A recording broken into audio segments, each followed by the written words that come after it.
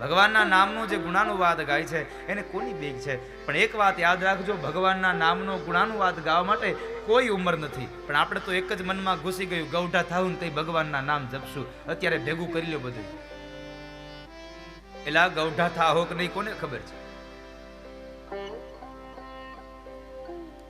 પણ અત્યારનો સમય કળિયુગ છે અને કળિયુગમાં સાહેબ આનંદની વાત તો એ છે કે ઘરડા માણસને ભક્તિ થાય, ભગવાનના નામમાં જેટલો પ્રેમ જાગે ને એના કરતા વધારે પડતો પ્રેમ યુવાનોને થયો છે ભગવાનની ભક્તિમાં. એટલે એ ખૂબ આનંદની વાત છે.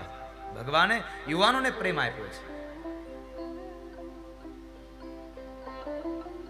યુવાનોને પ્રેમ મળ્યો છે, ભગવાનની ભક્તિમાં ભાવ થયો છે.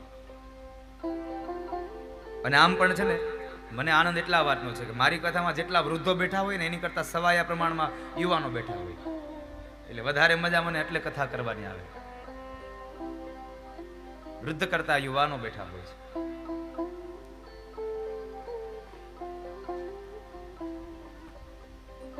એવી જ એક કથા, ભગવાનને ભજવાની કોઈ ઉંમર નથી હોતી, પણ તમને ભગવાનમાં ભરોસો હોવો જોઈએ તો થાય. ભગવાનમાં ભરોસો રાખીને તમે ભગવાનને ભજો એટલે તમારું તમામ કાર્ય સંપન્ન થાય. એમાં કોઈ પણ પ્રકારનો સંશય નથી, કોઈ પ્રકારનો સંદેહ નથી. ભગવાનમાં ભાવ રાખો તો, ભાવથી ભગવાનને ભજજો. ધર્મ પ્રકરણની કથા કયા બાદ અર્થ પ્રકરણની કથા છે. ધ્રુવ ચરિત્રની કથા છે. 5 વર્ષનો નાનો બાળક ભગવાનને ભજવા માટે જંગલમાં ચાલ્યો જાય એની કથા.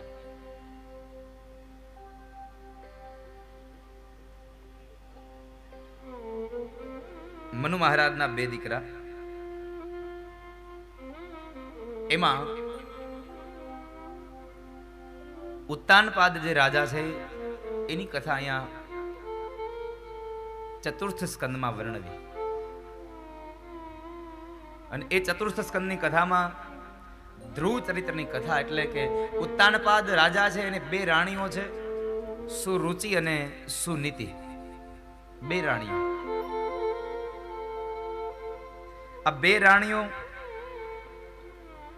આમ જો આ કથાને આધ્યાત્મિક અર્થમાં લઈ જઈએ, આપણા જીવનની કથામાં લઈ જઈએ તો 2 રીતની વાત છે કે આપણે આ જગતનો તમામ જીવાત્મા ઉત્તાનપાદ છે. આ જગતનો દરેક જીવાત્મા ઉત્તાનપાદ છે. ઉત્તાનપાદનો અર્થ થાય જેના પગ ઉપર અને મસ્તક નીચે. આ ઉત્તાનપાદ. આ ઉત્તાનપાદ રાજા છે. એને 2 રાણીઓ, સુરુચિ અને સુનીતિ. આ જીવને પણ 2 રાણીઓ હોય છે. આ જગતનો જીવાત્મા ઉત્તાનપાદ છે, કારણ માના ગર્ભની અંદર જ્યારે જીવ હોય ત્યારે ઊંધો લટકતો હોય, મસ્તક નીચે હોય અને પગ ઉપર હોય. અને એને 2 રાણીઓ, સુરુચિ અને સુનીતિ. સારું સારું ખાવું, પહેરવું, ઓઢવું, હરવું, ફરવું, આ બધું જ એની રાણીઓ છે. અને એક સુનીતિ. પણ આમાં સૌ કોઈને સુરુચિ વાલી હોય, સુનીતિ બહુ વધારે પડતી માનીતી ન હોય. કારણ કે બધાને એક જ ઈચ્છા હોય, હારું હારું ખાવું, પહેરવું, ઓઢવું, હરવું, ફરવું. બધાની ઈચ્છા આવી હોય.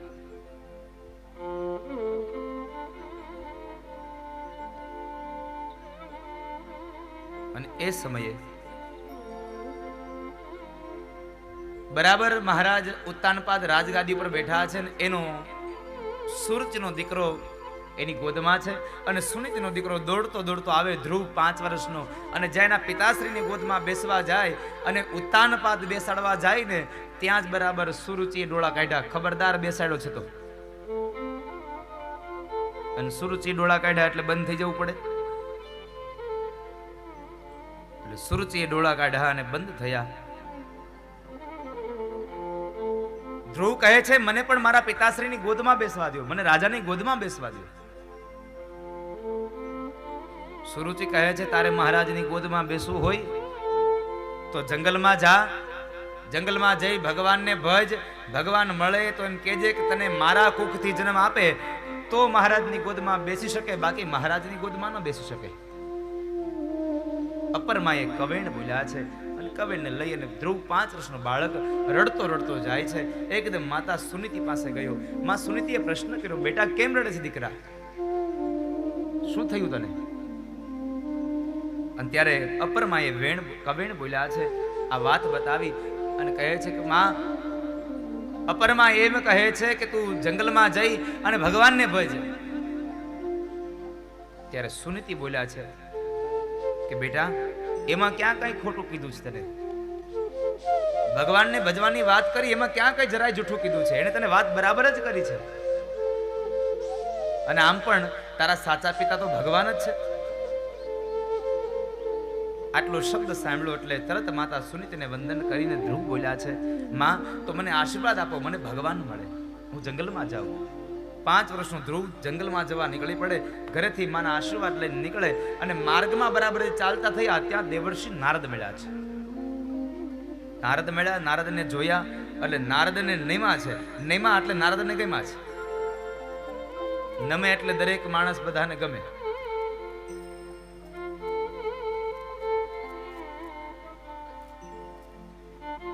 પણ આ જગતમાં બે વસ્તુ ક્યારેય ન નમે. એક હુકલ લાકડું અને એક અભિમાની માણસ. આ બે જિંદગીમાં કોઈ દિવસ ન નમે. એ તૂટી જાય, ભાંગી જાય પણ નમે નહીં. પણ અહીંયા ધ્રુવજી મહારાજ નૈમા છે એટલે ગયમાં છે. નમતાની સાથે જ માતા એ દેવર્ષિ નારદે પ્રશ્ન કર્યો, બાળક ક્યાં જાય છે દીકરા? નારદના પ્રશ્નને લઈ અને ઉત્તર આપે છે, અરે મહારાજ હું ભગવાનને ભજવા જાઉં છું, ભગવાનને મેળવવા માટે. નારદને થયું આટલું નાનું બાળક અને ભગવાનને મેળવવા, લાવ મારે આની કસોટી કરવી પડશે. એટલે કસોટી કરવા માટે થઈ અને નારદે પ્રશ્ન કર્યો, બેટા તને ભરોસો છે તને ભગવાન મળશે? અને 5 વર્ષનો ધ્રુવ બોલ્યો છે, મહારાજ ઘરેથી નીકળતાની સાથે જ તમારા જેવા મહાપુરુષના દર્શન થયા ને એટલે હવે મને પૂર્ણ ભરોસો છે મને ભગવાન મળીને જ રહેશે. જ્યારે સદગુરુ મળે, કોઈ સામું કોઈ વ્યક્તિ મળે સારું, તો સમજો આપણું કાર્ય સિદ્ધ થશે.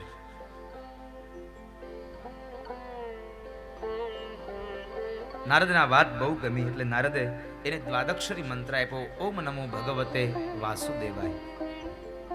દ્વાદક્ષરી મંત્ર આપ્યો અને મંત્રને લઈ અને ધ્રુવજી મહારાજ જંગલમાં ગયા. અને આ બાજુ દેવર્ષિ નારદ સીધા ઉત્તાનપાદ પાસે આવીને કહે છે, રાજા હવે તારો સમય થયો જંગલમાં જવાનો, ભગવાનને ભજવાનો, અને ગયો તારો દીકરો. હવે આ સુરુચિને લાડ લડાવવાના બંધ કરો, સુનીતિને વાલી કરી અને ભગવાનનું યજન કરો. ઉત્તાનપાદ કહે છે, નારદજી મારો દીકરો ધ્રુવ પાછો આવી જશે ને એટલે આ રાજગાદી એને સોંપી દઈ અને હું જંગલમાં જતો રહીશ. સમયાંતરે યથા યજ્ઞ વસ્તુને છોડવી જોઈએ. અહીંયા દેવર્ષિ નારદે સંદેશો આપ્યો એ ઉત્તાનપાદને કે રાજા જંગલમાં જવાનો સમય તારો થયો હતો, તારા દીકરાનો નહીં. પણ આપણે તો જંગલમાંથી જઈને પાછા આવી આવીએ ને તોય મેળ નથી આવતો, તોય વ્યવહાર નથી મુકાતો. હા, જંગલમાંથી જઈને પાછા આવી આવીએ તોય આપણે વ્યવહાર નથી મૂકી શકતા. આમાં તો ઘણા લોકો જંગલમાં જઈ આવ્યા છે પણ છતાં લગભગ મારા ખ્યાલથી હજી હાથમાં વ્યવહાર હશે અમુક અમુકને. પછી ખબર નહીં આ બાજુના આ પ્રંગણાની કે કદાચ 50 વર્ષ થાય એટલે દીકરાને આપી દેતા હોય તો મને ખબર નથી કે હજી બાંધી રાખો છો મુઠ્ઠી. 50 વર્ષ થાય ને એટલે પછી દીકરો પુખ્ત બની ગયો હોય એટલે દીકરાને કહી દેવાય કે લ્યો ભાઈ હવે અમે 51માં વનમાં પ્રવેશ કરી ગયા, અમે વનમાં આવી ગયા. અને વનમાં માણસ શું કામ જાય?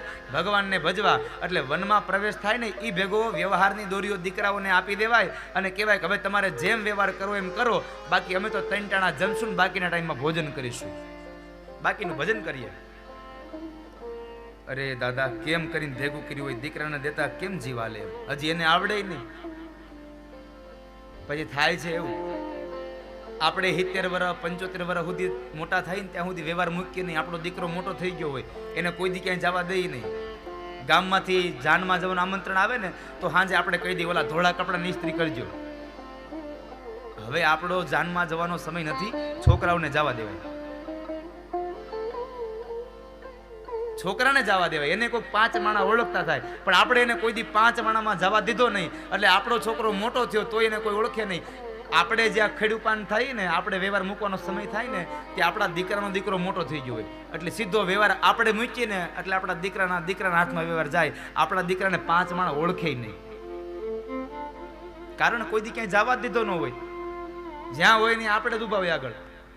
એટલે 50 વર્ષ પૂર્ણ થાય, 51મા વર્ષમાં પ્રવેશ થાય એટલે દીકરાઓને વ્યવહારની દોરીઓ સોંપી દેવાય કે લ્યો ભાઈ હવે તમે વ્યવહાર કરો. 51, 52, 55, 57, 58 વર્ષે તો સરકારે નિવૃત્ત કરી દે છે, પણ આપણે તો 68 સુધી નિવૃત્ત ન થતા. હા, માણસ જિંદગીમાંથી નિવૃત્ત થઈ જ નથી શકતો, કારણ કે એક પછી એક અપેક્ષાઓ આવીને ઊભી રહી ગઈ હોય. માંડ આપણે હજી 50 વર્ષ થયા હોય ને દીકરો બરાબરનો કામે લાગી જાય ને, એટલે આપણે શું કહી, હવે દીકરાને થોડોક મદદ કરાવું ને તો એને 2 પાંદડે થાય ને બિચારો. આવી અપેક્ષાઓ જાગે. અંગ ગળી જાય, માથાના વાળ ધોળા થઈ જાય, આંખે દેખાય નહીં, કાને સંભળાય નહીં, મોઢાના દાંત રહે નહીં, ગોઠણથી પગ ચાલે નહીં અને કેડથી વાંકો વળી જાય, લાકડીના ટેકા વગર ચાલી ન શકે તો એ માણસને કોઈ દી જિંદગીમાં આશા ન મળે. એક જણો બાવડું લઈને તો એ ઓસરીની કોર નીચે ઉતરી શકતા હોય તો એ અમુક સમયે હવારમાં કે આજ તો મારે વાડીએ જવું છે, કપાહ કેવો છે જોવો છે, ઘેરે આવે તે જોઈ લેવાય. આપણી ઈચ્છાઓ સંપૂર્ણ થતી જ નથી કોઈ દી. એટલે આદિ શંકરાચાર્ય મહારાજને લખવું પડે છે. અંગમ ગલિતમ પલિતમ મુંડમ દર્શન વિહીનમ જાતમ તુંડમ વૃદ્ધો યાતિ ગૃહિત્વા દંડમ તદપિ ન મુંચતિ આશા પિંડમ ભજ ગોવિંદમ ભજ ગોવિંદમ ગોવિંદમ ભજ. આઉટનું રિપ્લેસ થોડુંક ઇફેક્ટ પાછા આઉટની ઇફેક્ટ પાછી આવે થોડી. હા, સ્લો કરી. અંગમ ગલિતમ પલિતમ મુંડમ દર્શન વિહીનમ જાતમ તુંડમ. અંગ ગળી જાય, હજી છેલ્લેથી આવે છે. અંગ ગળી જાય છતાં પણ એ માણસને આશા ન મળે. એક પછી એક આશાઓ જાગૃત થતી જાય, એક પછી એક આશાઓ જાગૃત થતી જાય. આદ્ય શંકરાચાર્ય મહારાજ કહે છે કે હે મૂઢમતીના માણસ, હવે તારે સંસારને ભોગવાની નહીં, હવે તારે ગોવિંદને ભજવાનો સમય થયો. ભજ ગોવિંદમ ભજ ગોવિંદમ ગોવિંદમ ભજ. મૂઢમતે ગોવિંદમ ભજ મૂઢમતે. હે મૂઢ માણસ, હવે ગોવિંદને ભજ. 5 વર્ષનો ધ્રુવ એ જંગલમાં જઈ, મધુવનમાં જઈ અને ભગવાનનું યજન કરે છે, ભગવાનની આરાધના કરે છે. ભાગવતકાર એમ લખે છે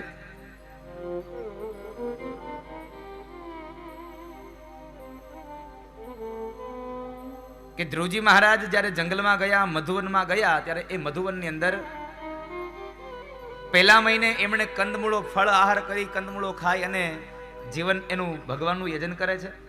બીજો મહિનો થયો એટલે દર 6 દિવસ સુધી ભગવાનનું યજન કરે અને 6 દિવસે માત્ર કેવળ તૃણપત્રો ખાય છે, ફળાહાર નહીં, તૃણપત્રો.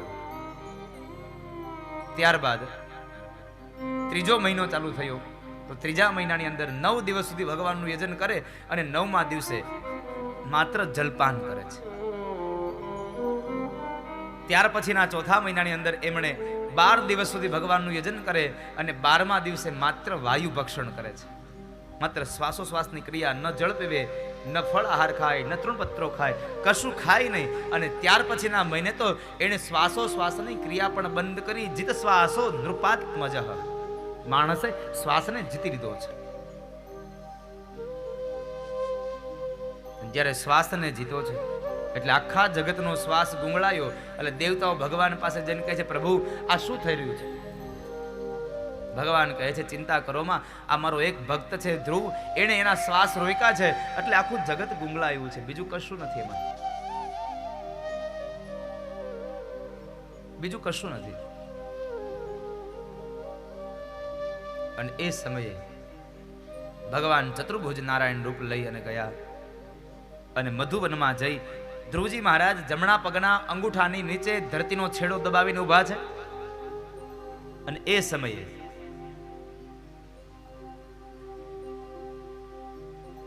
ભગવાને ત્યાં જઈને ઊભા રહ્યા, પણ ધ્રુવજીની આંખો બંધ છે એટલે સૌપ્રથમ ભગવાને એને હૃદયમાં દર્શન આપ્યા, હૃદયસ્થ દર્શન આપ્યા. એ હૃદયસ્થ દર્શન આપ્યા અને થોડીક વારમાં અંતર ધ્યાન થયા એટલે ધ્રુવજી મહારાજ આકુળ વ્યાકુળ થયા. ક્યાં ગયા ભગવાન, ક્યાં ગયા? આમ બોલતા બોલતા બરાબર આંખ ખુલી અને જ્યાં આંખ ખુલે તો જે રૂપ અંદર હૃદયમાં જોયું હતું, બંધ આંખે જોયું હતું, એ જ ચતુર્ભુજ નારાયણ ગરુડ પર બિરાજમાન થઈ અને ધ્રુવની સામે ઊભા છે. ભગવાન ધ્રુવની સામે ઊભા છે. જ્યારે ધ્રુવજી મહારાજની સામે ઊભા છે અને શું ભગવાનનું રૂપ હતું, અને વેદ અને પુરાણની પ્રાર્થના કરતા ભગવાનનું એ રૂપને બતાવતા વેદ અને પુરાણ ગાય છે. સશંખ ચક્રમ સકિરીટ કુંડલમ સપીત વસ્ત્રમ સરસીરુહેક્ષણમ સંહાર વક્ષસ્થલકોસ્તુભશ્રિયમ નમામિ વિષ્ણુ શિરસા ચતુર્ભુજમ નમામિ વિષ્ણુ શિરસા ચતુર્ભુજમ. ભગવાન ચતુર્ભુજ નારાયણ આવ્યા, શંખ ચક્ર ગદા પદ્મ જેને ધારણ કર્યા છે, ગરુડ પર બિરાજમાન થયા. ધ્રુવજી મહારાજ ભગવાનની પ્રાર્થના કરવા જાય પણ 5 વર્ષનો બાળક ધ્રુવ શું બોલી શકે? ભગવાન ઓળખી ગયા ધ્રુવ કંઈક બોલવા માંગે છે અને એ સમયે ભગવાને પોતાના હાથમાં રહેલો એ શંખ, શંખ એટલે વિદ્યાનું પ્રતીક છે, અને જ્યારે એ શંખ હતો એ ભગવાને ધ્રુવના લલાટમાં સ્પર્શ કરાવ્યો. લલાટમાં સ્પર્શ કરાવતાની સાથે 5 વર્ષનો બાળક જાણે કોઈ વેદ નો જ્ઞાતા બ્રાહ્મણ ભગવાનની સ્તુતિ કરતો હોય એમ ધ્રુવજી મહારાજ ભગવાનની પ્રાર્થના કરે છે. યોંતઃ પ્રવિશ્ય મમ વાચમિમાં પ્રસુપ્તા સંજીવયત્યખિલ શક્તિધર સ્વધામ્ના અન્યાશ્ચ હસ્તચરણ શ્રવણત્વગાદિના પ્રાણાન્નમો ભગવતે પુરુષાય તુભ્યં. પ્રાણાન્નમો ભગવતે પુરુષાય તુભ્યં. ભગવાનને વંદન કર્યા છે. ભગવાનને પ્રાર્થના કરીને ધ્રુવ એમ કહે છે કે હે પ્રભુ, હું બોલી શકું એ પણ તમારી કૃપા છે, હું ચાલી શકું એ પણ તમારી કૃપા છે, હું ભોજન લઈ શકું એ પણ તમારી કૃપા છે, હું નિંદ્રાને આધીન થાવ એ પણ તમારી કૃપા, અને સવારમાં વળી પાછો નિંદ્રામાંથી હું જાગી જાઉં ને એ તમારી અતિ કૃપા છે, અસીમ કૃપા છે. નકર માણસ સાંજે સૂઈ જાય, ભગવાન સવારે ઉઠાડે નહીં તો. અને આપણા જીવનની જેટલી ક્રિયાઓ છે ને એ ભગવાનને આધીન છે સાહેબ. ભગવાન કરે તો થાય. આપણે ભગવાન એમ કહે છે કે તારે જેમ કરવું હોય તેમ કર. તને ઈચ્છા થાય તો તું ખાઈ શકે, જમી શકે તું, પણ તને ઈચ્છા થાય તો તું પચાવી ન શકે. મને ઈચ્છા થાય ને તો તારા પેટમાં બધું પચે, નહીં તો ન પચે. મારી ઈચ્છાથી પચે. પણ આપણે તો જાણે આપણે જ કરીએ. આપણે કશું નથી કરતા, બધું ભગવાન કરાવે છે. એટલે કોઈ દિવસ અહંકાર ન કરશો, હું કરું છું. તારું કરેલું અર્ધ વચમાં જ ઊભું રહી જશે. એટલે કોઈને લખવું પડે હું કરું અને કરતંદુ જો કોઈ. હું કરું કરતંદુ જો કોઈ. આદર્યા કામ તારા અધ વચમાં રહે, મારો હરિ કરે સો હોય. આદર્યા કામ અધ વચમાં રહે, મારો હરિ કરે સો. ભગવાનની ઈચ્છા હશે ને થશે, મારું ને તમારું નહીં ચાલે. ભગવાનની ઈચ્છાથી આ બધું થઈ રહ્યું છે. એવી આ કથા. ધ્રુવજી મહારાજને ભગવાન કહે છે, માગો ધ્રુવ, શું આપું? ભગવાને માગવાનું કહ્યું. ધ્રુવજી મહારાજે કશું ન માગ્યું. ત્યારે ભગવાન કહે છે, ધ્રુવ, મને ખબર છે તમારે શું જોઈએ છે. તમારે જે રાજગાદી ઉપર તમારા પિતાશ્રીની ગોદમાં બેસવું હતું ને, એ જ ગોદની અંદર, એ જ રાજગાદી ઉપર હું તમને 1 વર્ષ નહીં, 2 વર્ષ નહીં, 36,000 વર્ષ સુધી બેસાડું છું. 36,000 વર્ષનું હું રાજ્ય આપું છું. પેલાના યુગે યુગે માણસની આવરદા વધતી જાય, ઘટતી જાય. જેમ જેમ યુગ જાય ને એમ એમ આવરદાઓ વધઘટ થતી જાય સાહેબ, એમાં કોઈ સંશય નથી.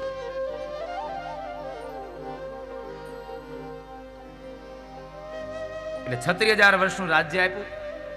સાથે ભગવાને કીધું કે તમારો જ્યારે અંત સમય આવશે ત્યારે મારું દિવ્ય વિમાન તમને લેવા આવશે. એટલું નહીં, તમારા મૃત્યુ પછી હું તમને આકાશ મંડળની અંદર ધ્રુવજી મહારાજ અવિચલ પદ આપું છું. હું તમને અવિચલ પદ આપું છું.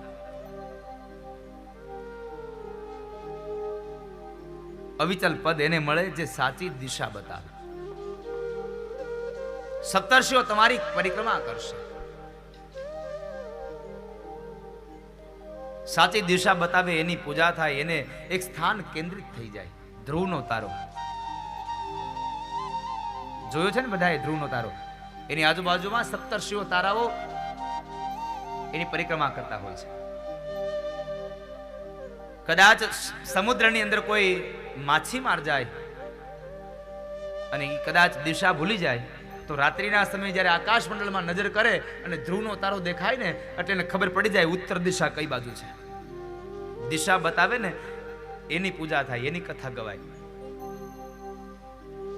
અને હું હંમેશા કહેતો રહું, તમે કેટલું ચાલ્યા ને એ મહત્વનું નથી, તમે કઈ દિશામાં ચાલ્યા, કયા માર્ગે ચાલ્યા એ મહત્વનું છે. એટલે ઘડિયાળ કરતા હોકા યંત્ર 100 ગણું સારું છે. ઘડિયાળ સમય બતાવે અને હોકા યંત્ર તમને દિશા બતાવે છે. તમે કદાચ અનેક કિલોમીટર સુધી ચાલ્યા જાઓ પણ એ દિશામાં તમારી મંજિલ જ ન હોય તો શું કરશો તમે? માટે યોગ્ય દિશામાં ચાલજો. ધ્રુવજી મહારાજને આટલા વચન આપ્યા. ભગવાન ગયા. કચવાતા મને ધ્રુવજી ઘરે આવ્યા. આટલું જ્યાં મૈત્રેય મહારાજ બોલ્યા એટલે વિદુરે પ્રશ્ન કર્યો, બાપજી તમે એમ કહો છો કે ધ્રુવજી કચવાતા મને ઘરે આવ્યા, તો ધ્રુવને તો હવે ભગવાન મળ્યા હતા, ભગવાન મળ્યા પછી હવે ને કચવાવાનું શું હોય? ભગવાન મળે પછી શું દુઃખી થવાનું? અને ત્યારે મૈત્રેય ઋષિ બોલ્યા છે કે વિદુર, બીજું કઈ નહીં, ભગવાન મળ્યા ને પણ ધ્રુવને દુઃખ એક વાતનું થયું કે મારે માગવી જોઈતી હતી મુક્તિ અને મેં માગી લીધું બંધન. ભગવાન મળે ને તો મુક્તિ માગજો. પૈસા, ગાડી, બંગલા એ બંધન ન માગશો. ભગવાન પાસે હંમેશા મુક્તિ માગજો. ભગવાન પાસે મુક્તિ માંગજો. કચવાતા મને ઘરે આવ્યા. સૌથી પહેલા માતા સુરુચિને વંદન કર્યા છે કે માં, તમે આજ મને કવેણ બોલ્યા ન હોત તો હું આ જંગલમાં જાત નહીં, અને જંગલમાં જો ન જાત તો મને ભગવાન કદાપી ન મળત. આજે મને ભગવાન મળ્યા એનું મોટું કારણ છે માં તમારા કવેણ. ક્યારેક કોઈકના શબ્દોથી પણ આપણી જિંદગી સુધરી જતી હોય.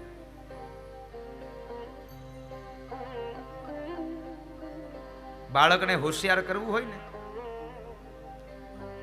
તો એની સામે ક્યારેક ક્યારેક તમે લલકાર ફેંકજો સાહેબ. બાળક ભણતું હોય, આપણને ખબર છે કે બાળક હોશિયાર છે ભણવામાં, છતાં પણ એને કેવું તારાથી આ ન થાય. કારણ એ ન થાય એ માણસને ઉત્સાહ જાગ્યા કરવા માટે અને એ તમને કરીને બતાવે. એટલે કોઈક માણસ પાસેથી કામ કરાવો ને, આ પેલું છે ચણાના ઝાડ ઉપર ચડાવવાની વાત છે, એટલે પડે નહીં ને વાગે નહીં. ચણાના ઝાડ ઉપર ચડાવવાની વાત છે. માણસને તમે સામે ચેલેન્જ ફેંકો ને એટલે માણસ તમારી ચેલેન્જને પૂરી કરવા માટે ગમે તેમ કરે, આકાશ પાતાળને એક કરે.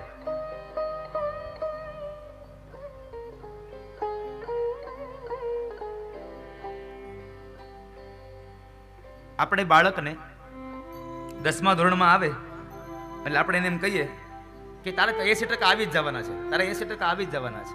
એટલે બાળક શું થાય? નિર્ભય બની જાય. સાચે આવી જવાના છે, મારામાં આટલું બધું ટેલેન્ટ હશે, આટલી બધી મારી તૈયારી હશે, એટલે પછી તૈયારી કરતો બંધ થઈ જાય.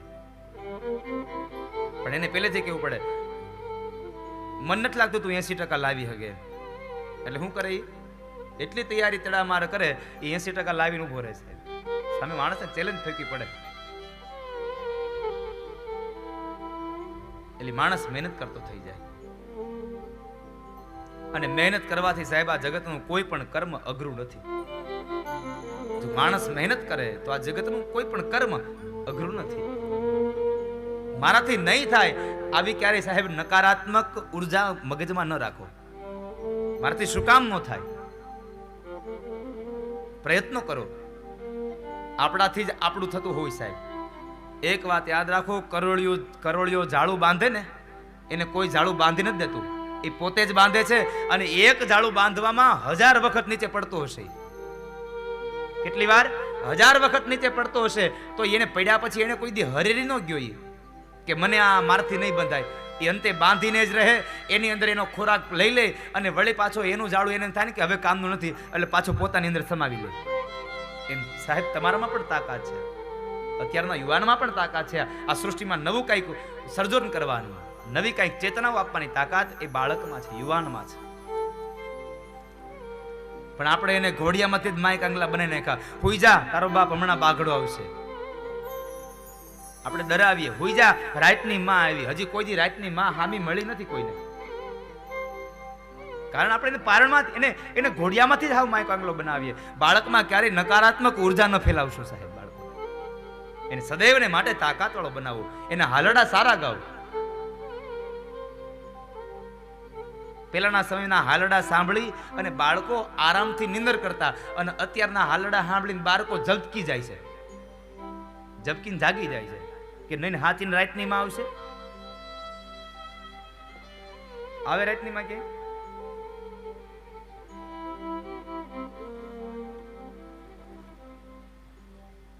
બાળકની અંદર નકારાત્મક ઉર્જા ન નાખો સાહેબ.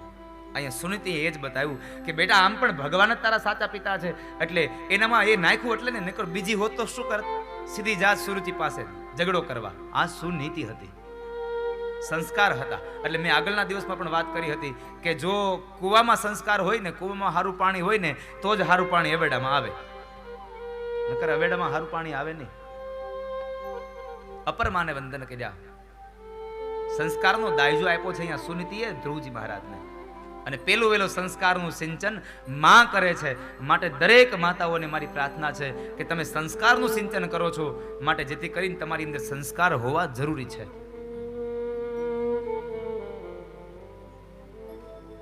સંસ્કારનું સિંચન કરજો. સંસ્કારની વાત આવી છે ને તો એક વારંવાર વાત કરી દો. કુવામાં હોય તો દવેડામાં આવે, આ એની વાત.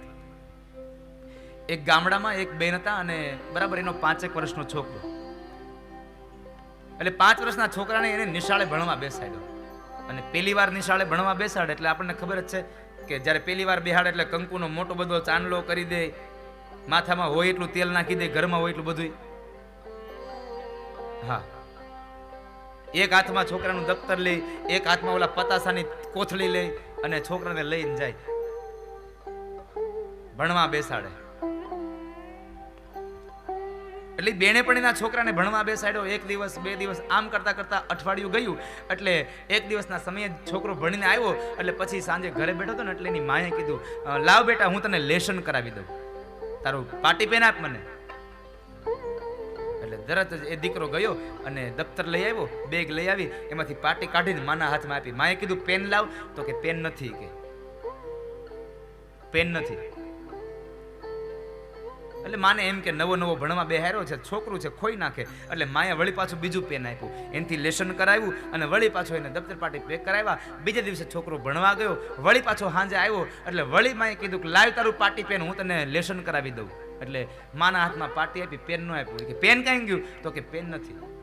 એટલે માને એમ કે હજી આજે કંઈક છોકરા લઈ ગયા છે, રમવામાં ત્યાં ખોયું છે. આવું 2-4 દિવસ થયું. એમાં બરાબર એક વખત માને ખબર પડી ગઈ કે આ તો છોકરો પેન ખોઈ નથી આવતો, પેન ખાઈને આવે છે. પેન ખાતા શીખી ગયો છે. અને નાના છોકરાઓ પેન ખાઈ જાય. એટલે માં જરાક આકરા સ્વભાવની હશે. એટલે મંડી જેમ તેમ બોલવા, માસ્તર આવા છે, માસ્તર તેવા છે, હરામનો પગાર લે છે, છોકરાઓને ભણાવતા નથી, છોકરાનું ધ્યાન રાખતા નથી. કાલ સવારે માસ્તરનો વારો છે.